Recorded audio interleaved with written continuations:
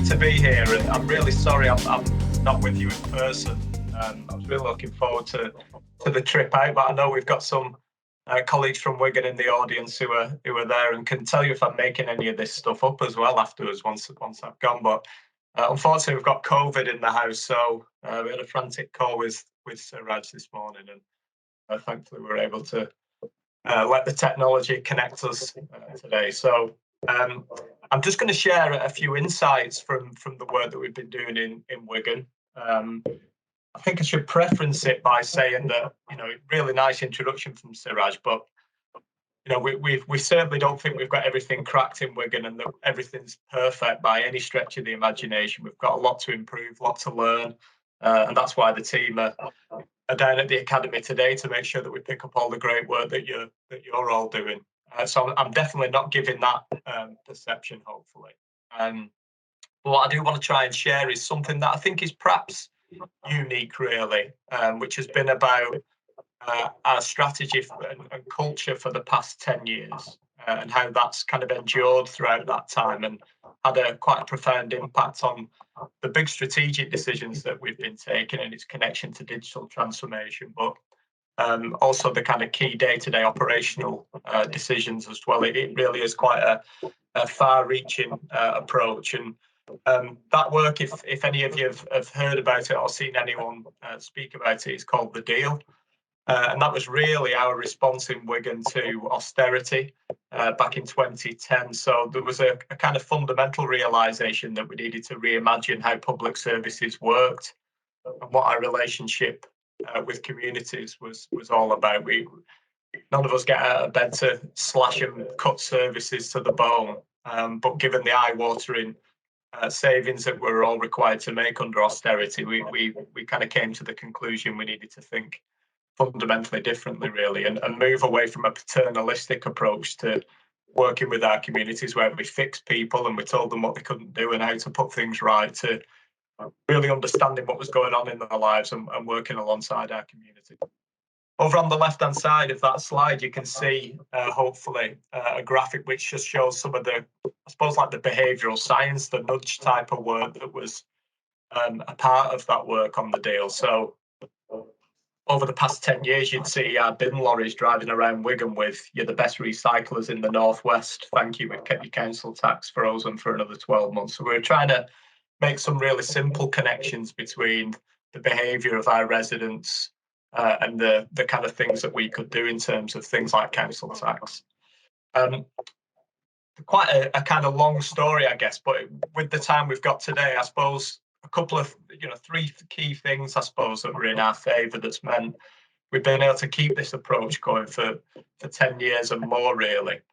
First one being political stability. We're blessed in Wigan from an officer point of view, from a decision-making point of view, that we've got political leaders who, whilst they'll obviously be mindful of the next election cycle, there's such a strong majority for the ruling group in Wigan that they're not concerned with the kind of normal turmoil of the political calendar, so they can plan politically over a 10-year cycle, take tough decisions, and that's really helped us get into fundamental transformation, I think. We've also got a really strong financial team who've got an investment mindset, not an investment mindset in the sense of going buying shopping centres and things, but invested in the type of long-term work that improves services for residents and returns a financial saving. So that has been a huge benefit to us, particularly around digital transformation. And hopefully the colleagues from Wigan in the audience had attest to the kind of permission to innovate that runs from Alison, as Siraj introduced, our chief executive and the leader of the council, right throughout. It's a place where you can get things done in Wigan. We're not afraid to try things, get things wrong. There's no kind of blame from that point of view. As long as we're trying to do the right thing for our residents, we'll do something else if that doesn't work. So that's really helped us in terms of the culture. I won't go into this slide too much. These are just some of the key ingredients, I suppose, of what the deal means for us in a day-to-day perspective. I'm going to try and bring this to life with a bit of a story. But like lots of places up and down the country, co-location of our teams across partner agencies. We work in 7 areas that are about 50,000 population level. That permission and freedom to redesign and innovate, as I said, a big thing around ethnography. So we've trained a lot of our staff in the principles of ethnography. So we often say, put your assessment form to one side for a second, see the human being in front of you, get to know what it is that makes their day the best day possible. And our role in public services is to try and make that more likely to happen than not. And getting to know the communities in which we work. We've done a lot of investment in community assets, and we know that that community power, the real strength of connecting people into brilliant things that are going on in their community, is a real life-enhancing way to work. We've also spent a lot of time working on attitudes and behaviours, so we've got a real clear sense of the behaviours that we expect of our leaders and our staff, and we challenge each other to try and be at our best every day in that sense. It's usually at this point that people kind of think, well, yeah, but what does that all mean in reality, really? And how's that really led to kind of culture shift and significant savings out of the organisation? I'm going to tell you a little story, if that's all right, just to try and bring it to life of just one of many examples where having that type of different conversation, connecting people in their communities, and if you can imagine that over thousands of interactions that go on in a council the size of Wigan over the course of a week, all of those things added up have allowed us to take 170 million to date out of the budget compared to what we were spending pre-austerity. So the story I'm going to tell you is about a guy called Joe who lives on one of our estates in Wigan, Higher Fold Estate. This is like a normal story that you get in public services. So Joe's wife rang our social care duty service up and basically said, I can't carry on anymore, I can't cope, I need help. So our social work team went out to do an initial assessment. And ordinarily, one of the things that we found when we were kind of looking into this work, we've got thousands of expert professionals in public services, really busy, intense caseloads, probably look at the caseloads, try and get ahead of the day by, they've seen this type of thing before. They've already come to a conclusion about what the answer is before they even get to see the individual themselves. So this is probably, I need to give Joe some daycare provision, give his wife some respite care, and hopefully things will be sorted out. So the social worker went out, but thankfully had been trained in this ethnographic approach from the deal and had got the permission to innovate from their service manager and so on. So went out and, as we say, put the assessment form in the bag and had a conversation with Joe and his wife about what was really going on and about what Joe enjoyed to do and what was challenging for him in his day-to-day life at the minute. And the story that unfolded in front of the social worker was essentially that Joe had been a keen runner all his life, really physically fit, had loved running. That was his thing that gave him joy.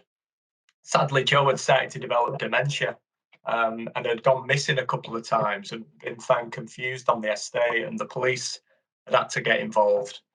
And I think the third or fourth time that the police had to bring Joe back home, as you can imagine, under the pressures of austerity, the police basically said, this can't carry on. Joe must stop running. What are you doing letting Joe run around when he's got dementia? He's going missing. We keep having to pick him up. This is not appropriate use of police resources anymore. So Joe was banned from doing the thing he loved and running. And of course, Joe's mental health, his physical health started to deteriorate. His dementia got worse. His wife's ability to cope with that in the intense kind of arrangements that were going on became more and more challenging. Hence the phone call out of desperation, really, to get some help.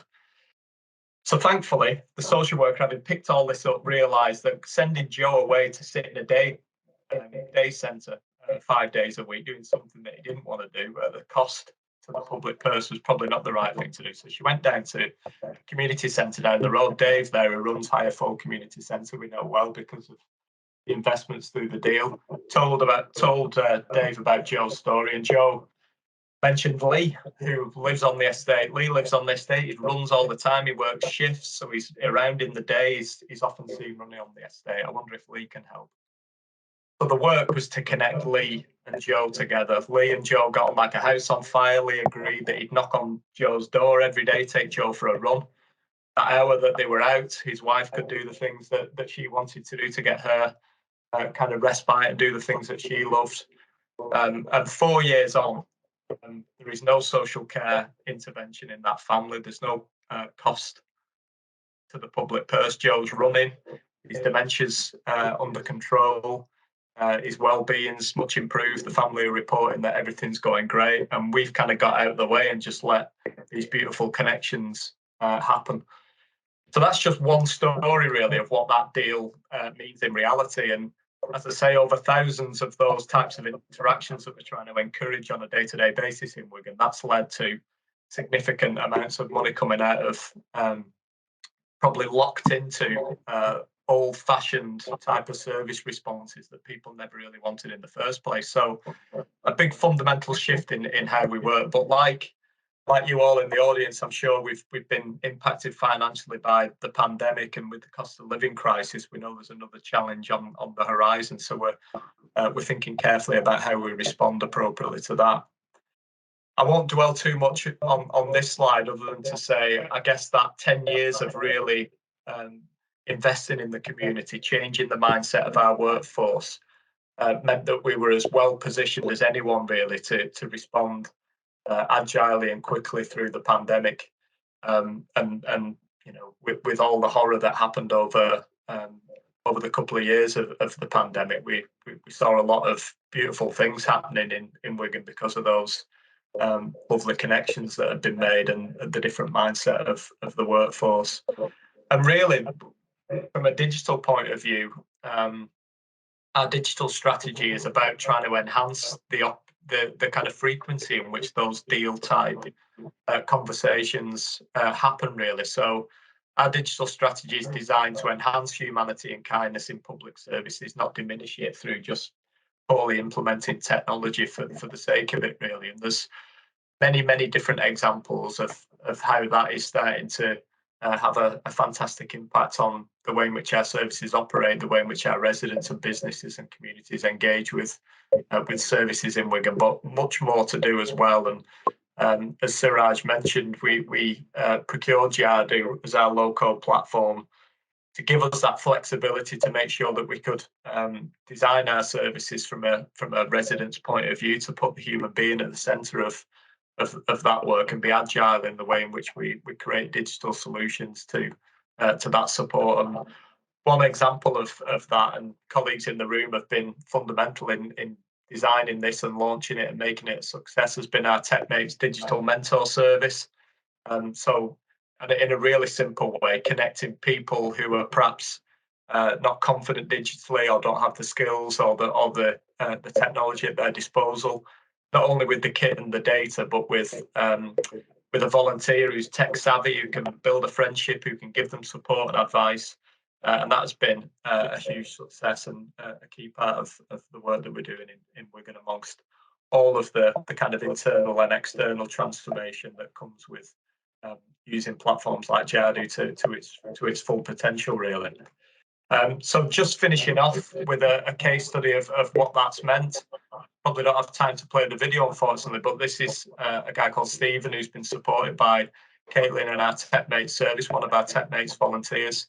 And just being able to build those relationships back with his family, look for jobs, try and get some of that joy and happiness back in his life.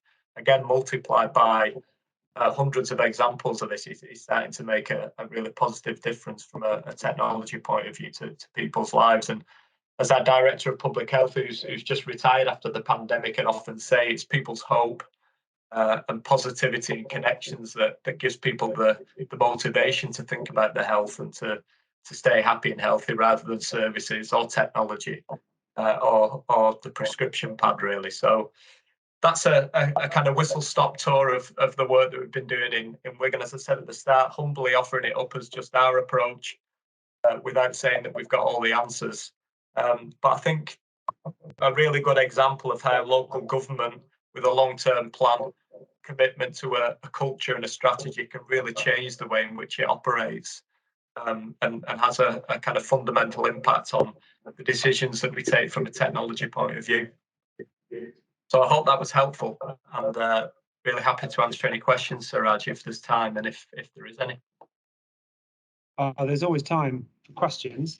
I mean, look, thank you so much, James. Obviously, it's challenging being in this situation to be able to deliver something like that. So we're really massively grateful because, I mean, that 20 minutes was just, I mean, I don't know, but that both those stories are just so meaningful. You mentioned, like, am I pronouncing it right? Ethnography. Yeah. And is that a new term to everybody? Yeah. Can you explain it in just like shortest time possible? Yeah, sure. I suppose best way of describing it. So we bumped into a guy called Dr. Robin Farrow, who's a brilliant guy. He's an ethnographer, and this is like the wacky world of Wigan, where we kind of bring people like that into advisors on how to improve public services rather than Grant Thornton or whoever it is that I'm sure lots of people bring in. So ethnography is really about the study of human behaviour, and it really the kind of insight that it's given to us is we worked with thousands of people and we knew nothing about them because all that we saw was a problem. This is a problem that needs fixing. I'll see the bit of the problem and I'll fix it and I'll ignore absolutely everything else that's around me. So we've really had to kind of train people to see the human being, see what's really going on in someone's life, see the pile of brown envelopes that's piling up and maybe think that there might be a problem here, or see that someone's in distress or pain, rather than just go through a kind of superficial assessment that comes up with an answer to a problem that is probably not the crux of what's going on. So it's a discipline that's allowed us to really see what's going on. There's a concept called blank mind, which is essentially kind of go out without any of your preconceptions that you might have about the type of person you're going to see and what might be going on, because you'll only prescribe an answer that's suboptimal in that sense. So I'm sure there'll be better people who can describe what ethnography is, but that's my hack version of what it means, really. Well, that was really good, and I think really clear as well. I think everyone now understands that. It feels like it takes user need to a whole different level, a more human level, where you're not just pushing post-it notes around, capturing anecdotes. You're actually getting into psychology, and you're getting into what is motivating that person or what demotivates that person. In the story of that first story you gave of the chap with dementia, I mean, this is why we try and automate service delivery for everything that causes noise, like bulky waste collections and everything else. Automate that stuff, get it running like a symphony orchestra, and just make sure it keeps running. And then you really focus on those areas where customer service becomes really meaningful. And I think it really touches the soul. And to hear that from a local authority, and I'm not saying that these stories don't exist in your organisations, folks, but I mean, that is just, and the way that it's crystallised in the deal as well. And the fact that, I mean, would you be able to, do you think you could get this done if you didn't have like the full backing of Alison, if she wasn't so enlightened in the way she was? Do you think as a digital director, you would be able to run this and get things done in the way you are?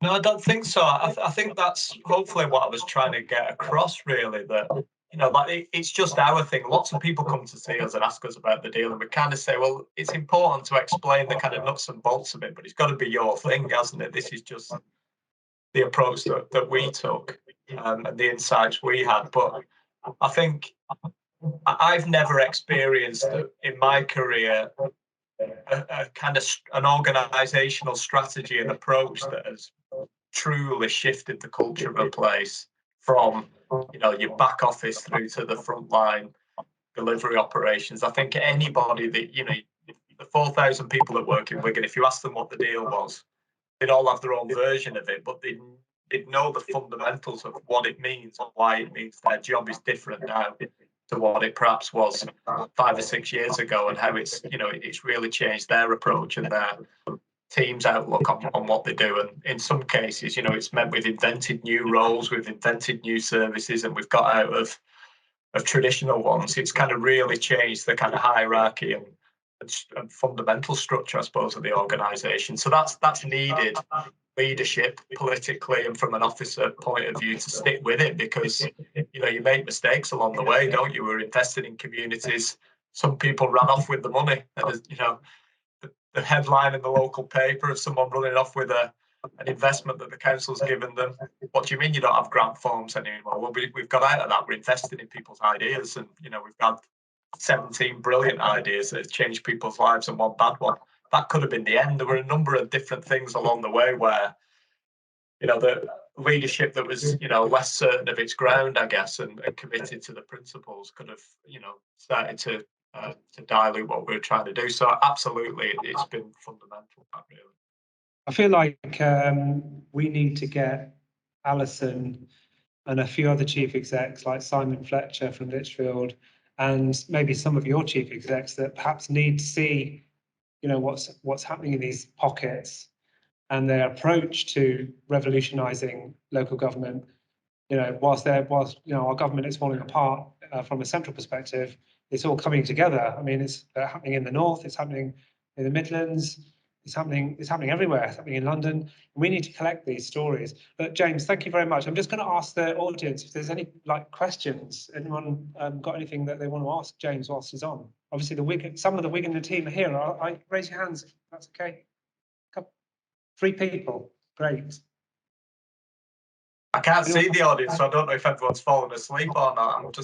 I dare turn the laptop round. I'd love you to see the audience. There's a room full of people here. We've got about, 85, 90 people, all different levels of seniority and all revolutionaries, and all going to go back and completely turn their councils upside down and deliver digital really fast.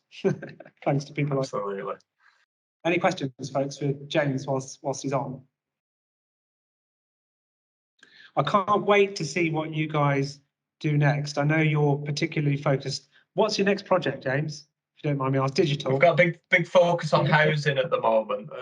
As you and I have been talking about, Sir Raj. So we again kind of taking these principles, I guess, to really try to deliver a kind of digital service for our housing tenants that's rooted in the principles of the deal and that approach and designed from their point of view. So huge focus on that. That's probably the kind of key standout area we're looking at the minute. Well, let's see if we can make a pledge to play back what you do in housing this time next year. Hey. Yeah, that'd be great. Brilliant. Thank you, James. I'm going to let you go. Have a great day. I hope everyone's at home is feeling okay and feels better. Oh, thanks, Sir Raj. Thanks for being flexible today. Sorry I can't be there. Thanks, everybody. Thanks for being kind enough to listen. Thanks, James. Take care.